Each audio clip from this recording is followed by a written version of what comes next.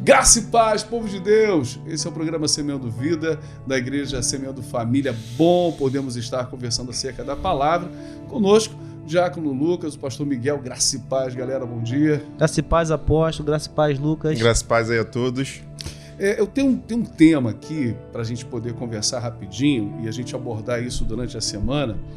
2 de Pedro, no capítulo 2, tá? Olha o que diz aqui. No passado, apareceram falsos profetas no meio do povo, e assim também vão aparecer falsos mestres entre vocês.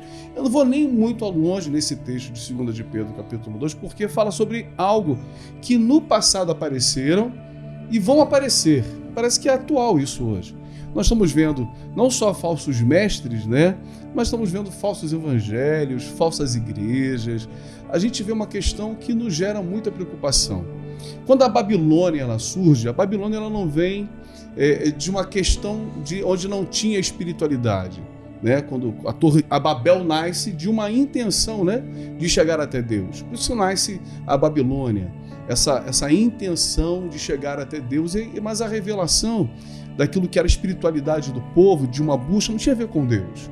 Era algo muito mais que pessoal, era o Deus do ventre, né? Hoje nós vemos isso.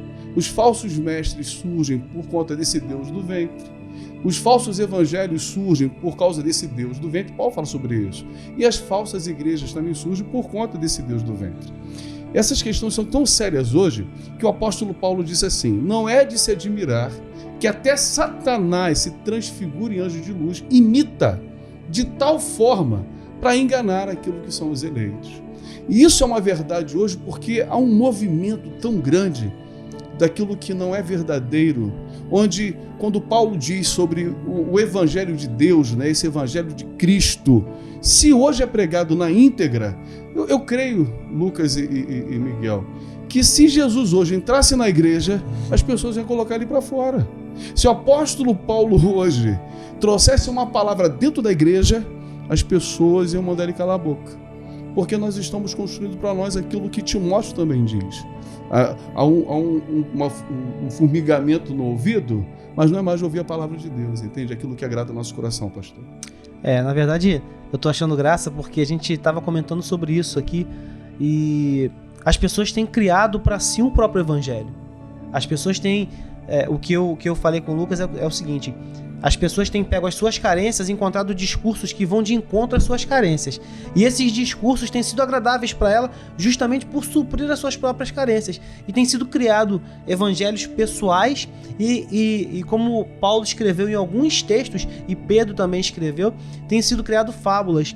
E eles têm dado ouvido, as pessoas têm dado ouvido a essas fábulas que não vêm de Deus, que vêm do coração humano influenciado por Satanás para satisfazer a vontade de um homem, para flexibilizar um evangelho, né, para tornar o evangelho um pouco mais aceitável ou inclusivo, né, como eles estão tão na mídia hoje em dia.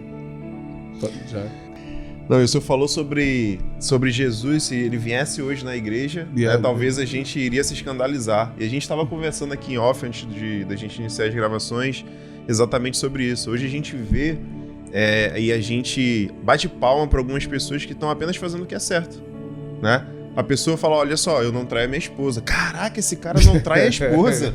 Como se fosse algo que... Gente, isso é o normal, era para ser feito dessa forma, né? Poxa, hoje a gente viu um jovem... Eu não tenho a minha palavra, meu Deus. A gente viu um jovem Fulano é gente boa.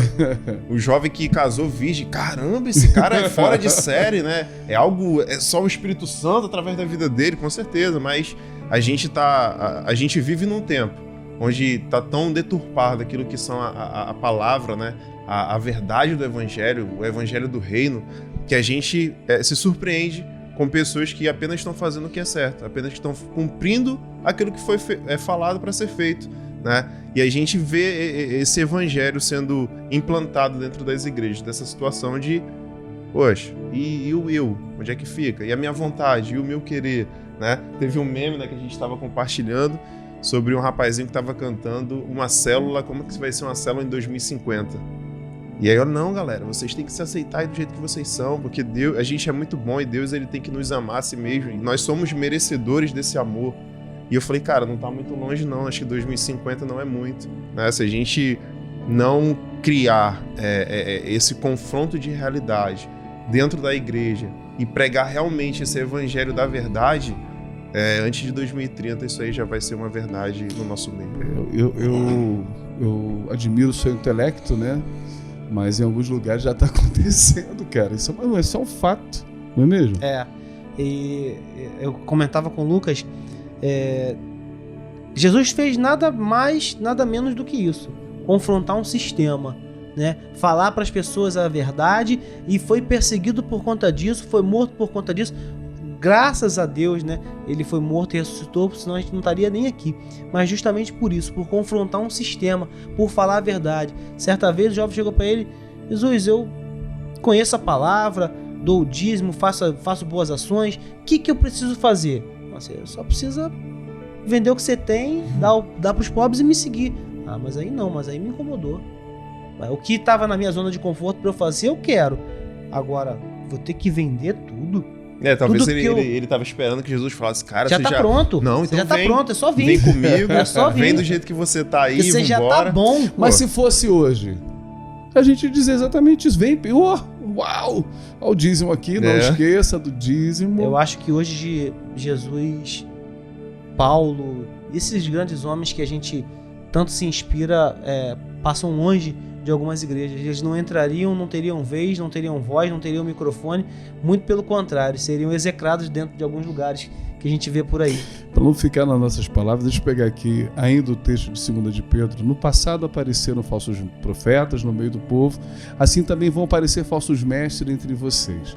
Ensinarão doutrinas destruidoras e falsas, rejeitarão o mestre que os salvou, e isso fará com que caia sobre eles rápida destruição. 2. Mesmo assim, muita gente vai imitar a vida imoral deles, e por causa desses falsos mestres, muitas pessoas vão falar mal do caminho da verdade. 3, aqui a gente para.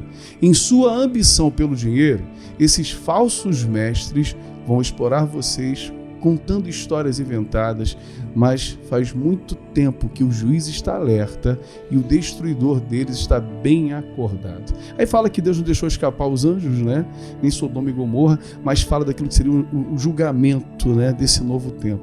Estamos vivendo isso, infelizmente é uma verdade, mas eu creio, como a palavra ela está se cumprindo, né, na íntegra, que também virá aquilo que a palavra revela desde de Joel, né, que o Senhor derramará do seu Espírito sobre toda a terra, e os nossos jovens, os nossos velhos e as crianças. A gente vai ver algo muito poderoso da parte do Senhor. E eu creio também na palavra que diz que quem está limpo, limpe-se mais, e quem está sujo, suje-se mais. Aleluia. Então a gente que está tentando manter-nos limpos, a gente crê mais nesse derramar aí de Joel do que no cumprimento da palavra de Paulo escrevendo a Timóteo, que nos últimos dias viriam homens amantes de si mesmos, arrogantes, soberbos, presunçosos, inimigos de Deus. Eu creio muito mais de viver esse avivamento de Joel. Existe algo, para a gente terminar, Diácono, que é uma verdade, né? O que nos faz diferenciar uma coisa da outra? Se tratando de um mundo espiritual, de igreja, de falsos mestres e falsos ensinos. O Espírito Santo. As pessoas não estão mais buscando como era no passado, e por conta disso discernem pela sua carnalidade ou pela sua carência. Isso traz um problema muito grande para a gente. Sim, a nossa esperança tem que estar em Cristo, né? Se a gente for buscar esperanças naquilo que a gente vê no mundo, certamente a gente vai perecer, porque a gente não vê tantas coisas boas. Mas se a gente estiver, né, focado naquilo que Cristo nos prometeu, naquilo que é o nosso propósito de vida, com certeza tudo ele vai suprir as nossas vidas, e a gente não vai se deixar abalar pelo mundo. Que essa palavra traga luz sobre as nossas trevas e sejamos cuidados através do Senhor por aquilo que é verdade, né, que nos liberta. Paz do Senhor, fique com Deus. Graça e paz. Beijo no seu coração.